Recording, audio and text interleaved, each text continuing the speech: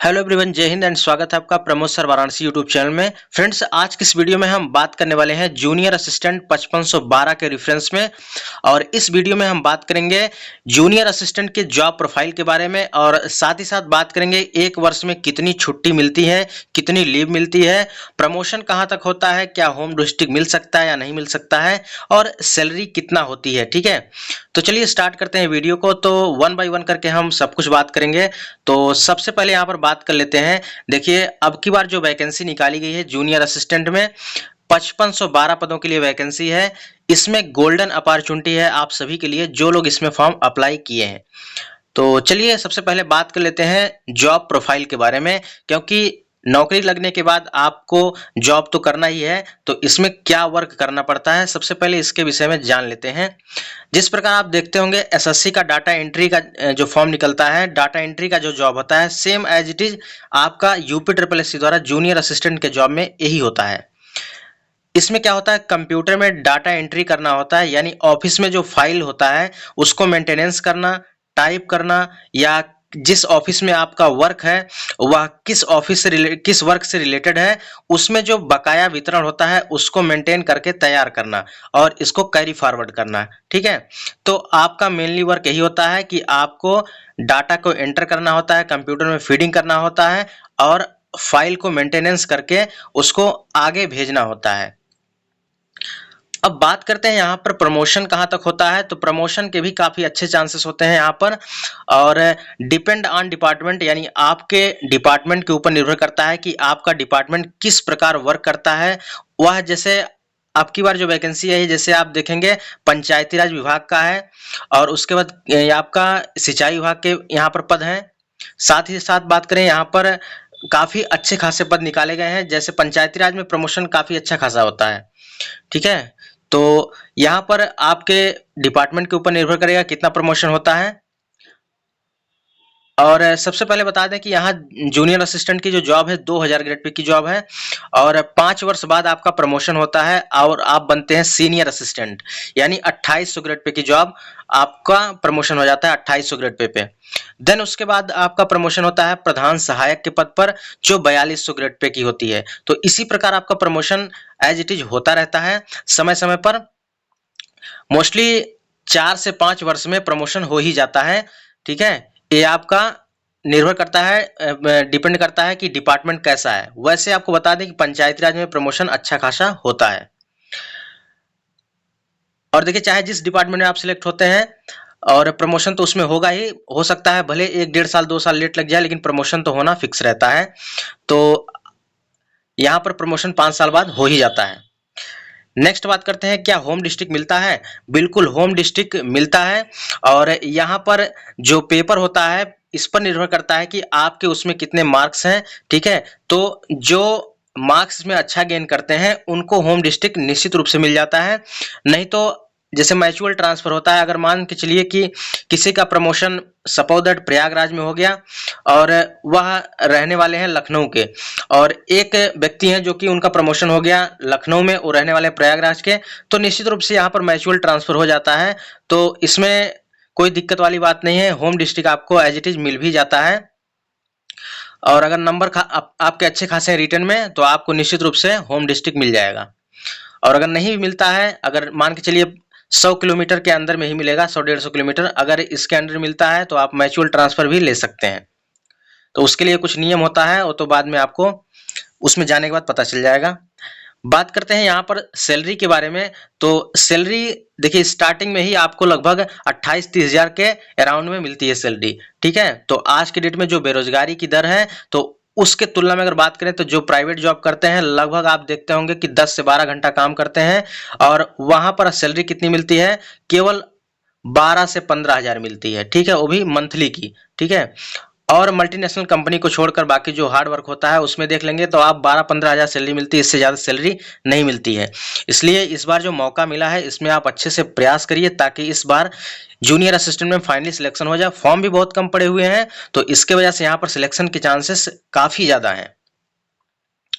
अब बात करें मेडिकल फैसिलिटी के बारे में, तो उत्तर प्रदेश गवर्नमेंट के द्वारा जो मेडिकल फैसिलिटी प्रोवाइड की जाती है, उसमें किसी के द्वारा हॉस्पिटलाइज इलाज कराने पर जो फैमिली का होता है उसको सुविधा मिलती है।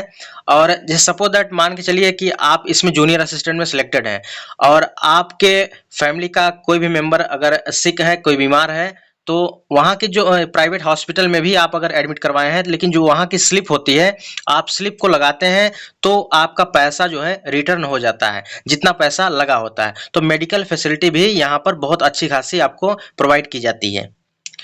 अब बात करें जॉब टाइमिंग की, तो जॉब टाइमिंग भी बहुत अच्छा है। सुबह 9:30 बजे आपको जाना है और शाम को 5 बजे तक अपने यहाँ पर वर्क करना है और उसके बाद आराम से आप वहाँ पर आपका टाइम अप हो जाता है। यानी सुबह 9:30-10 बजे जाना है और शाम तक 5 बजे आपको वर्क करना है और अपने घर शाम को आ जाना है। ऐसा नहीं कि रेलवे की तरह आपको नाइट में भी ड्यूटी करना पड़ेगा। वैसे देखिए कोई भी ड्यूटी हो 24 आवर की होती है, लेकिन जो कलर की जॉब होती है आपका डे टू डे होता है, यानी दिन दिन में जॉब होती है। नाइट का लफड़ा यहाँ पर नहीं होता है। तो जॉब का टाइमिंग भी बहुत अच्छा है, 9:30 बजे से आपका 5 बजे तक जॉब रहती है।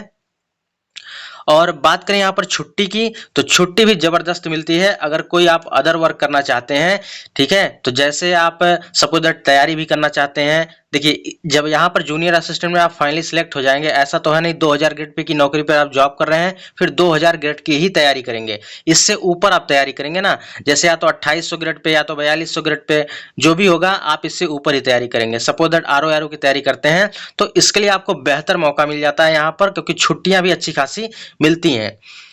अब देखिए जैसे रेलवे में जो जॉब करते हैं वो लोग तैयारी बहुत अच्छे से नहीं कर पाते हैं, क्योंकि उनका डे में ड्यूटी, फिर नाइट में ड्यूटी, फिर उसके बाद यहाँ पर जो उनका टाइमिंग होता है शेड्यूल नहीं हो पाता है। लेकिन यहाँ पर टाइमिंग आपका डे टू डे है, तो आप नाइट में तैयारी कर सकते हैं या तो अदर वर्क कर सकते हैं, बहुत सारे ऑप्शन है। देखिए जिंदगी में सब कुछ पैसा ही नहीं होता, लेकिन पैसा बहुत कुछ होता है। अगर पैसा ही सब कुछ होता है तो जो बड़े बड़े आईएएस पीसीएस हैं या तो जो बड़े लोग हैं, कभी ऐसा नहीं होगा जो आत्महत्या करते हैं, सुसाइड करते हैं। तो पैसा ही सब कुछ नहीं होता, जिंदगी में सुकून बहुत जरूरी है। और जूनियर असिस्टेंट एक ऐसा जॉब है जिसमें आपको फुल सेटिस्फैक्शन मिलेगा, ये चीज आप गारंटी के साथ बोल रहे हैं। और छुट्टियों की बात करें तो छुट्टियां यहाँ पर देखिए आपको संडे टू संडे मिलती है, यानी एक महीने में 4 संडे हो गए और आपका second Saturday plus fourth Saturday ये आपकी छुट्टी मिलनी ही है।